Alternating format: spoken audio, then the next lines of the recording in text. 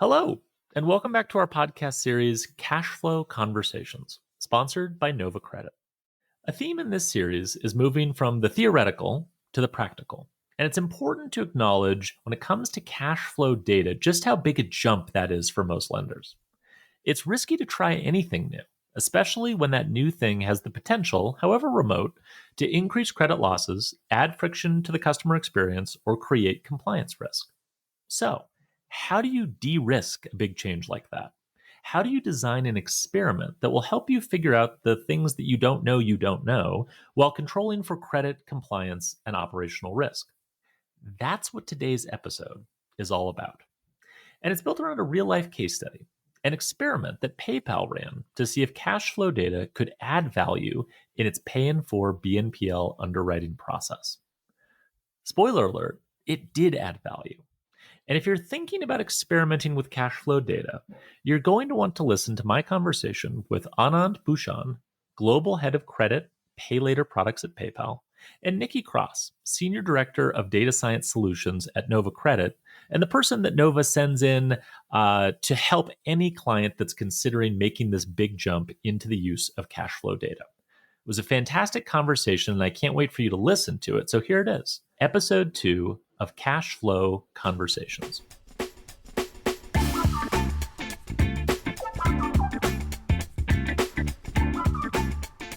Okay, Anand and Nikki, thank you so much for joining me. Thanks for having us. Thank you, Alex. I am delighted to have you both here. We were joking before we started recording that we didn't really get a chance to catch up too much at the Cash Flow Underwriting Summit when we were all together in New York. So even though we're not all physically together, we've kind of gotten the band back together, and we're going to have a great conversation on all things cash flow underwriting. On that note, Anand, I'm going to start with you. Love to get a little bit of background because, well, obviously the value of cash flow data is very intuitive, and I feel like anyone who works in credit risk, this has been obvious for a long time. There is a bit of a difference between the sort of intuitive value of cash flow data and actually making like a quantitative business case to invest in cash flow underwriting. So, Anand, maybe we'll start with you. How did this start with PayPal? How did PayPal see the value of adding cash flow data into the underwriting process? Yeah, thanks for the question. So at PayPal, we have been in the payment business for 26 years, and we serve the needs of our engaged customers very well because we know their payment patterns and spend needs. But for our first-time users of our various products and less engaged customers, it's always important to get external perspective and understand what their payment needs are and what are their limitations. So in that context, we have always been using bureau data like everyone else. We also use alternative bureau data, but even that doesn't give a full picture of consumers' financial situation. So we started this journey and began testing cash flow data. That's fantastic. So I guess the question when you're then trying to kind of fill in a gap with this traditional credit data, which is a recurring theme with everyone I talk to about this, how did you actually go about building the business case internally and making kind of a compelling financial argument that this was an area that PayPal should explore? Look, we always look for different ways to underwrite our first-time users and less engaged customers. So we look for new external data. And quite frankly, building a financial business case was not that hard. We assumed how many customers we will incrementally approve with better risk assessment when we use cash flow data. But as a first business case, it was important for us to minimize risk. So we started testing in what is popularly known as second look scenarios. For declined customers. We wanted to incrementally approve more of them with new cash flow data. But once we built the business case, it was important to design an experiment to validate the assumption.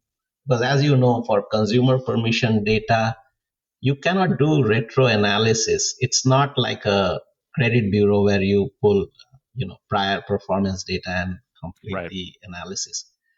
So we designed an experiment and we wanted to get learnings fast.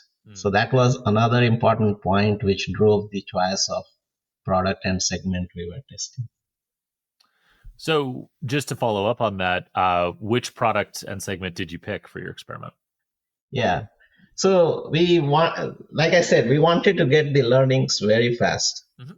And when you design experiment, it shouldn't be a protracted process. That was our first consideration. Mhm. And the second consideration while choosing the product was test in a stress scenario. So if it works, the capability works in a stress scenario, then it should work everywhere else.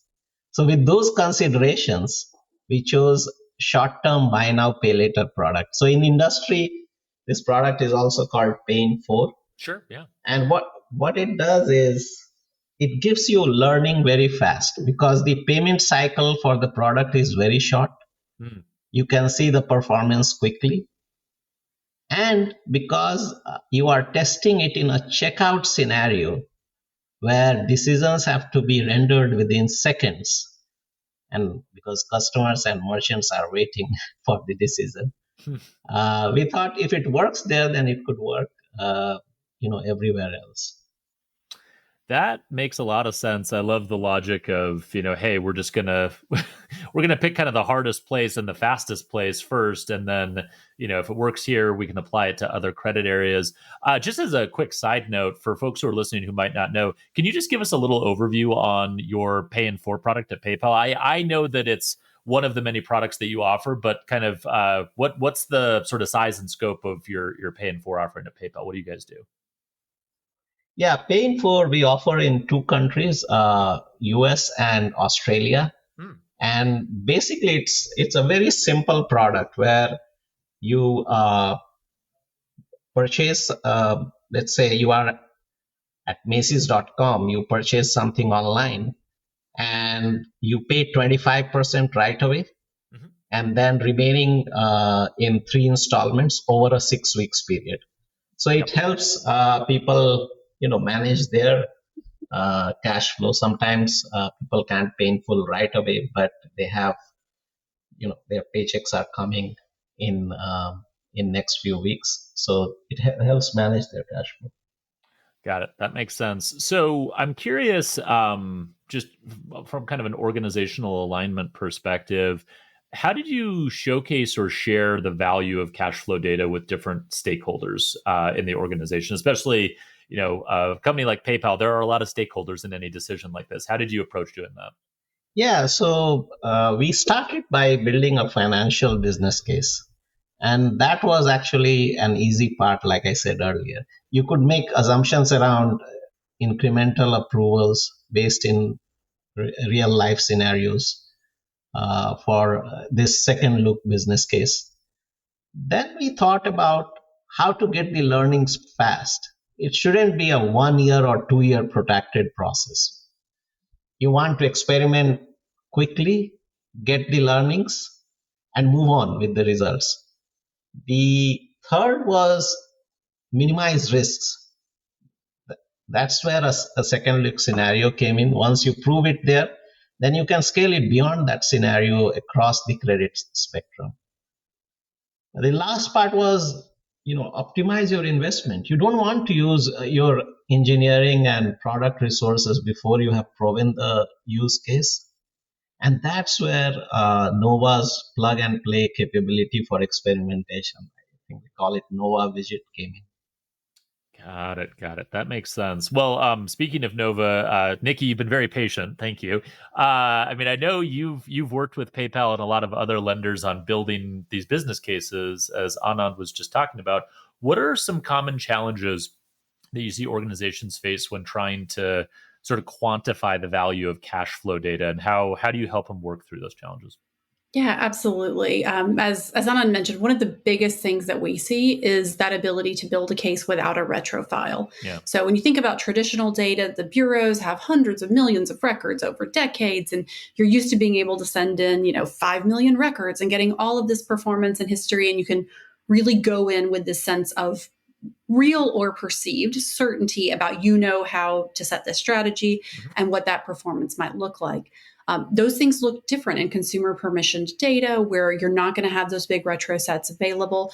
And it makes some organizations nervous to walk in without what they feel, again, for right or wrong, right, is that analytical certainty that they may have had with other data types. So we do a lot of work, a lot of consulting with organizations to make sure that we create the right testing strategy for them. So somebody like PayPal has the ability to use a shorter term product to get results really quickly. With someone who may have a longer term performance definition, we're going to see how we can support them through a testing strategy, and also thinking about how they use data sets that we have at our disposal to be able to ground them in things that are going to kind of proxy what we expect them to see. And the really interesting thing when we think about these business cases is that nobody disputes the power of this data. If you ask instinctively, do you think it matters what's in somebody's checking account? Of course, everybody in the industry is going to say, absolutely, I would love to know that. But that actual business case, it means we have to balance what you get in the business case, the IT prioritization, all of these procedures that weren't necessarily built for this sort of data, and places where you have to plug in within the application flow, within your affiliate marketplace, that just aren't necessarily some of the things that these organizations are built for. And so getting that business case to get, data science teams often aren't fighting for IT resources in the way that consumer permission data requires that they do. Yeah. And so we have to work with them and make sure that you've got all of those pieces put together, because it's not just an analytical implementation. In those places where you're going directly, it is a much more integrated, cross-functional piece of work that has to be project managed as such. That makes a lot of sense. Anand, I mean, looking ahead, how do you envision this helping PayPal serve more customers? I mean, obviously, you started with a very specific area to kind of do it as an experiment and prove it out. Looking past that, what do you see kind of coming down the road? Yeah, so we have tested it for one segment of a product. Now we want to scale it for that product. Mm-hmm. So that's our first step. And then we want to move to other products. We have multiple credit products in PayPal. Yep. We want to use it across the credit life cycle. We tested in originations, but we want to use it in authentication, credit limit optimization, providing right collections treatment. But what we have learned is the score is very powerful, as Nikki was saying. The score based on cash flow data can make a step change in your core credit decision as well. It's not just about marginal population or highline optimization.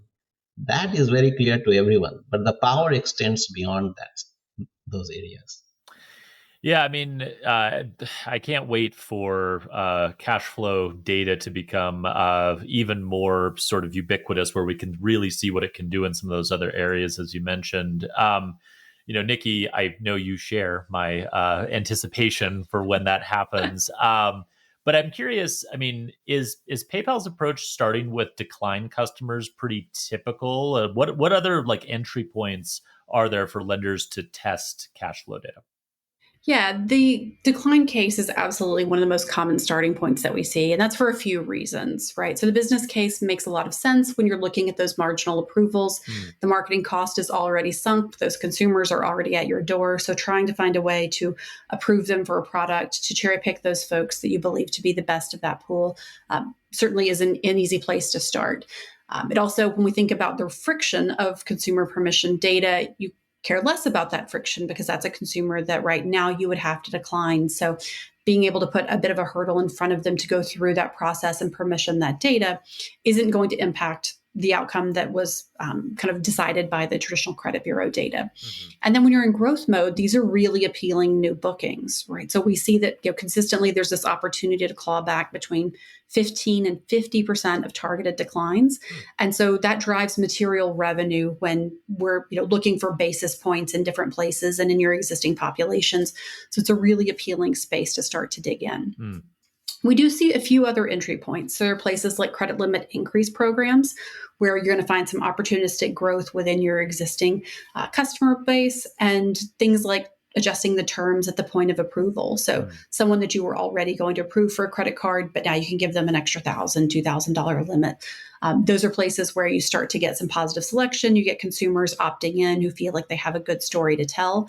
And those are kind of in your existing approval space. So again, it's pretty easy to wrap your head around where that opportunity might be and what the benefit for those consumers are.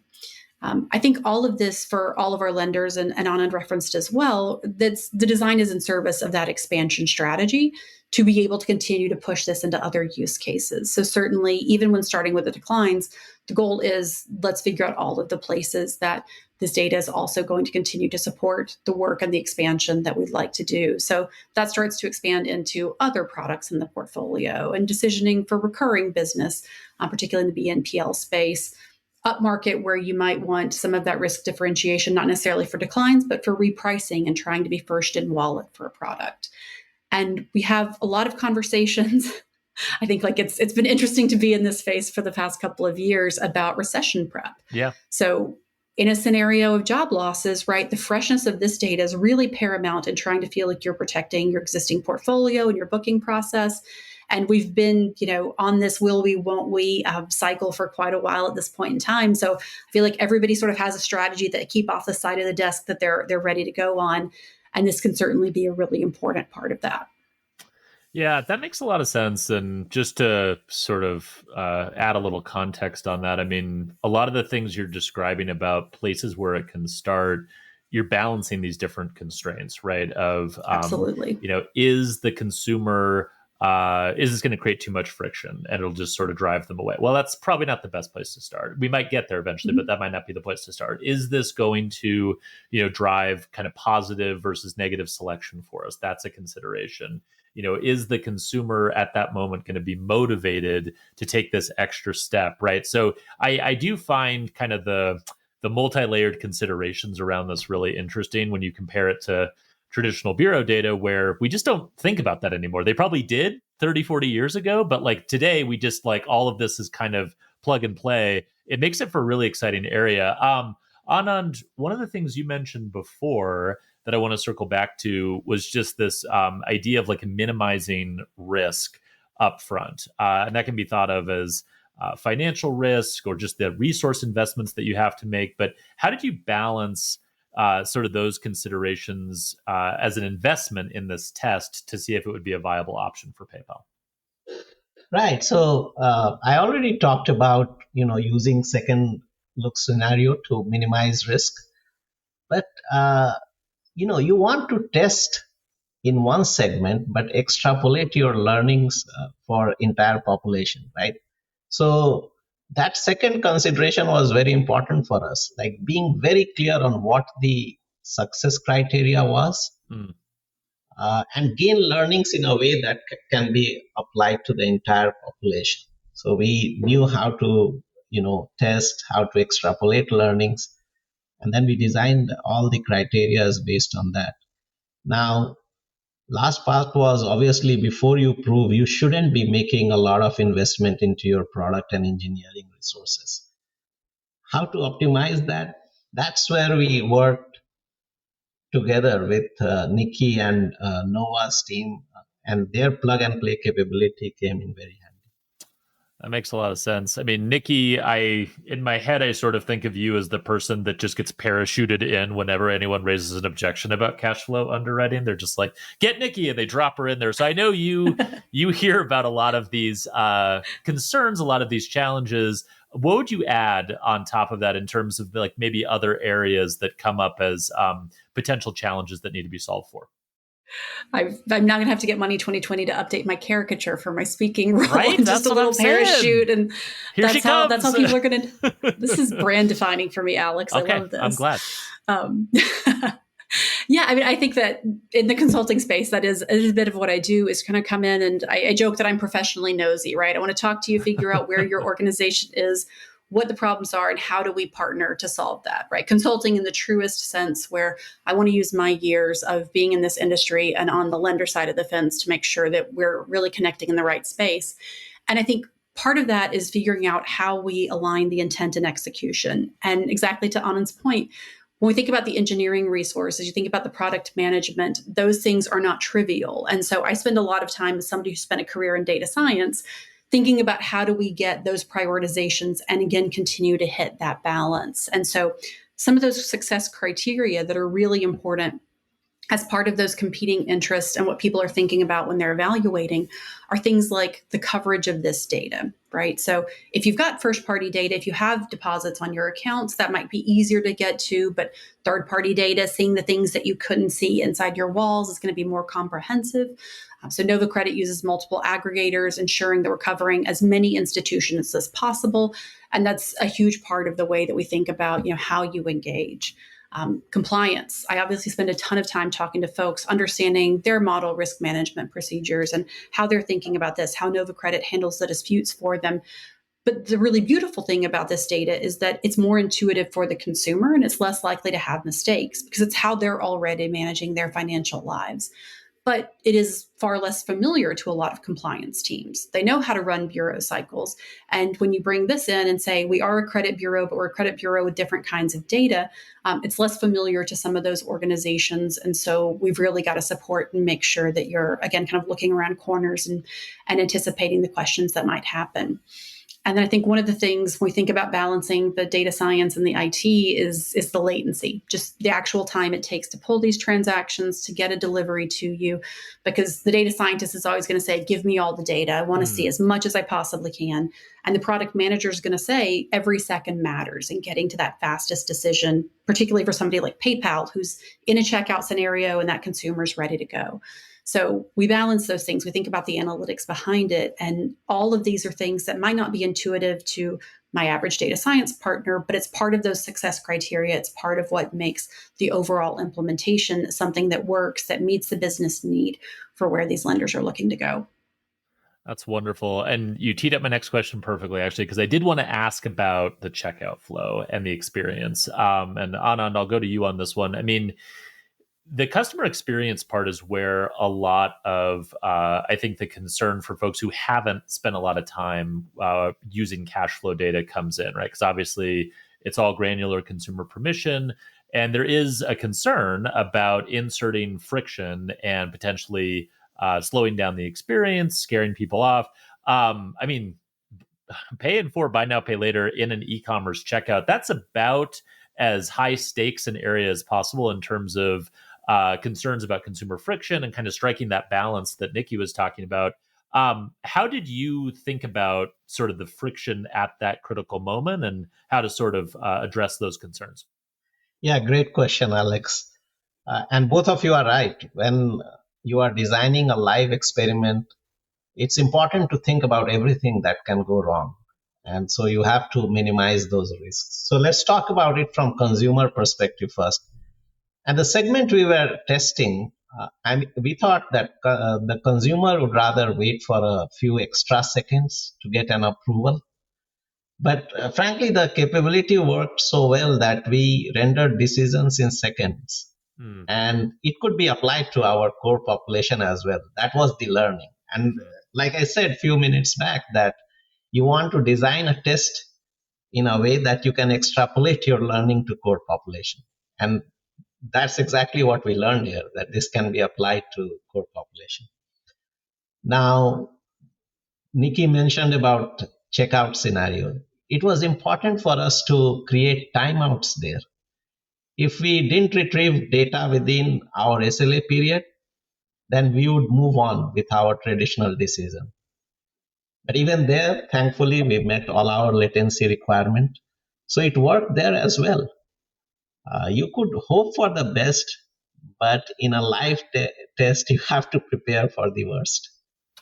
That makes a lot of sense. And I mean, I again, kind of going back to the way you guys designed the experiment, right? It's like these are on declines, right? And so if we can't use the data here, or it's just not going to come back at a time frame that's going to be consistent with the experience we're creating, we'll just move on with what we were going to do. And we didn't really lose much there. But it is interesting to hear about almost all the different layers of sort of safeguards that you sort of prepared for this experiment. And I'm glad to hear that the latency and some of those other things were not as bad as maybe they could have been or what you might have feared.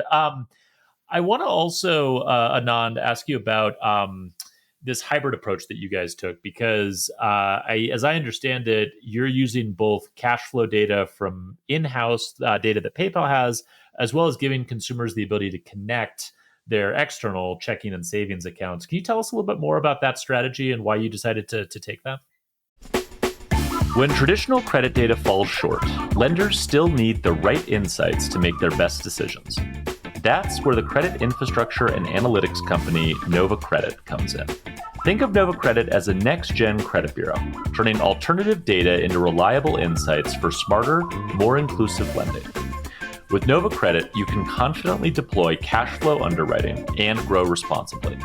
Learn more at novacredit.com. Yeah, that's right. We have actually separated two problems. So, what are those two problems? First, getting access to the bank transaction data. And then, second is getting insights and then applying it in underwriting scenario. Look, on getting access, we have to be flexible. It will depend on use cases, and we will try multiple approaches and integrate multiple players there. On getting insights, that's where there is a lot of commonality. We'll start by using Nova's scores and attributes because that tested very well.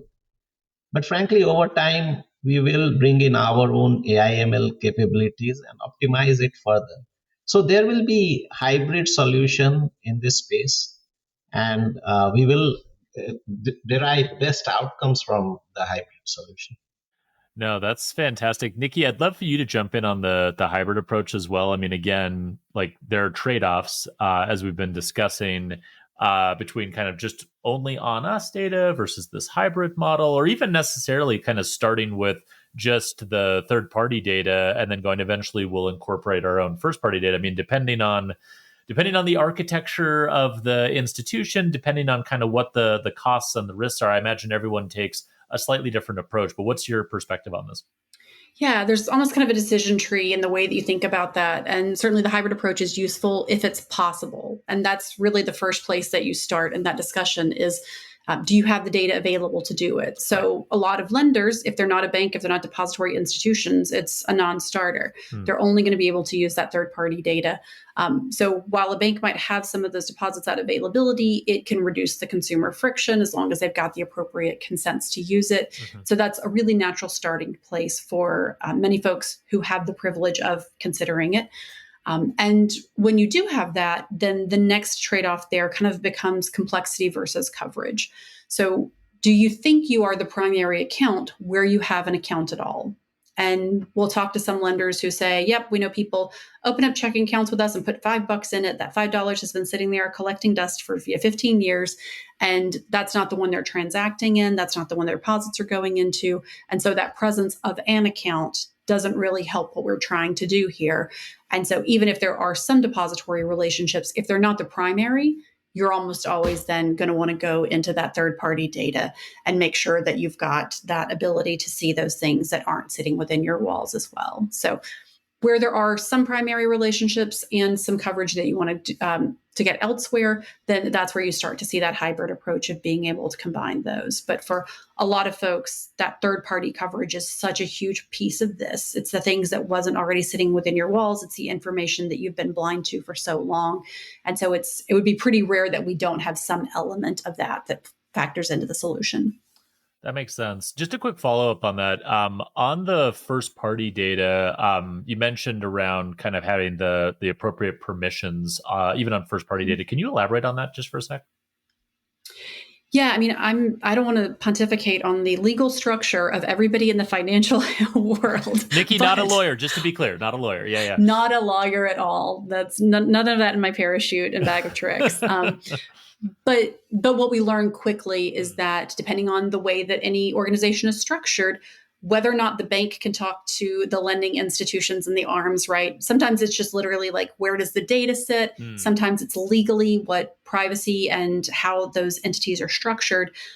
That concept that you have a bank name and a consumer thinks of bank name and has multiple products with insert bank name. doesn't necessarily mean that those products talk to each other in the way that seems really intuitive for the consumer. And it doesn't necessarily mean that the depository institution can just hand that data over to the lending institutions, because there can be legal boundaries, there can be privacy requirements. And so if you think about some of those notices you get every year or that you may have to re-sign, many of those are because there may need to be affiliate and other relationships in place, even when these two institutions and two products here may still have that same overarching header and may still, for the consumer, feel like one institution.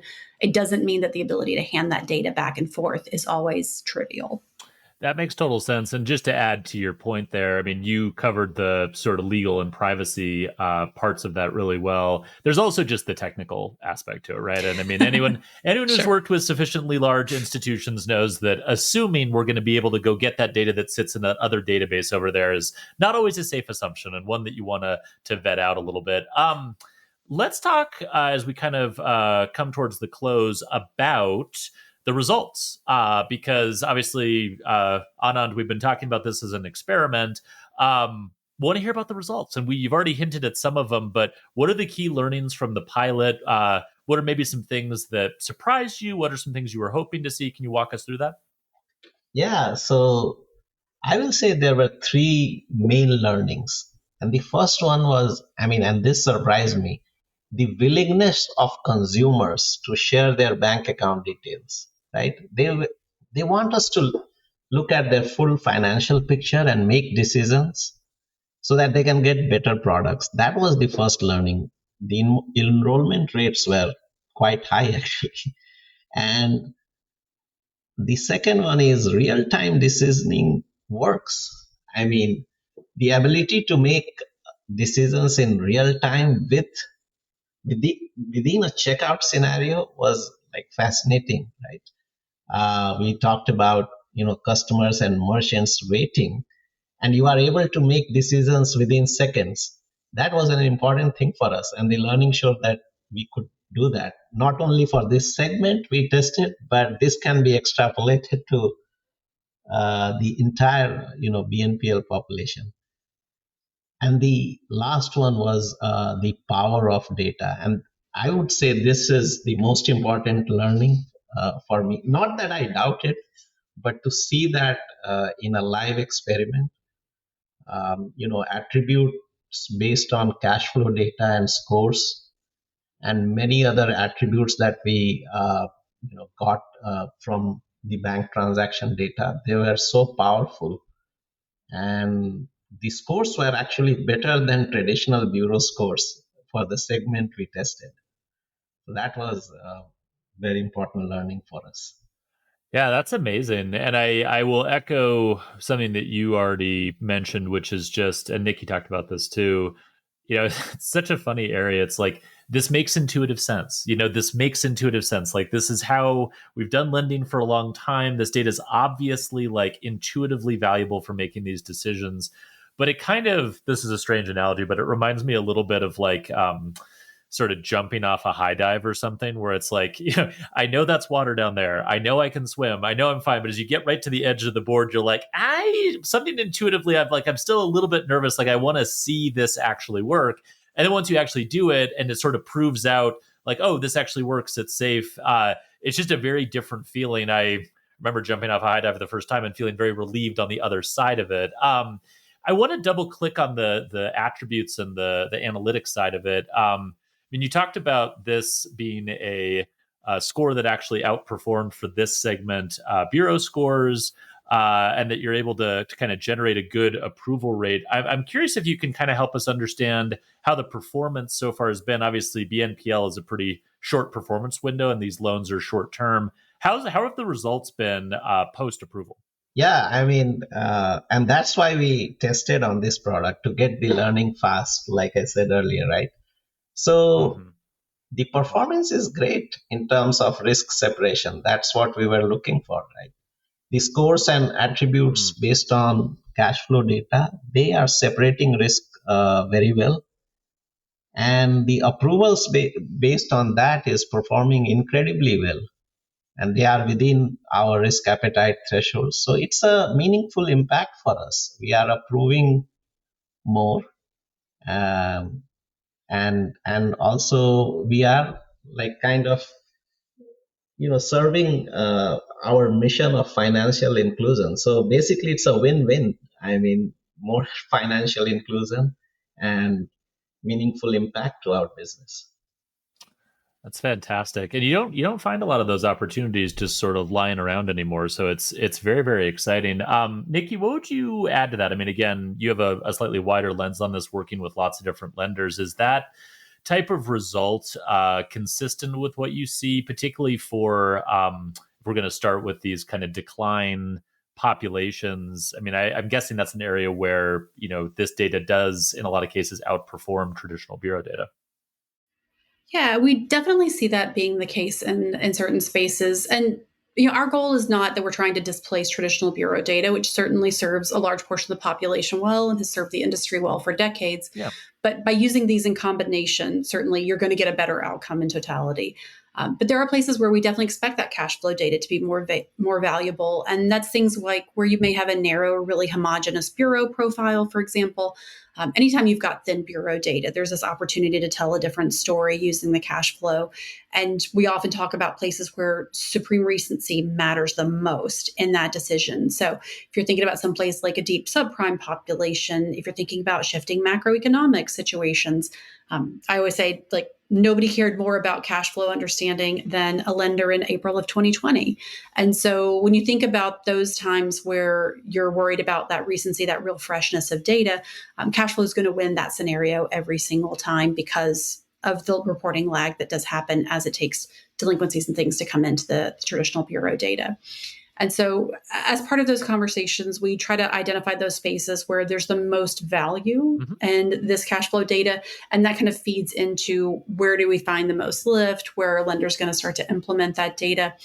We do what we call full and proxy validations using either our proprietary data set or the client's first party data to create that study, ensure that folks are going to use that data successfully, and identify those places that drive the most value for them.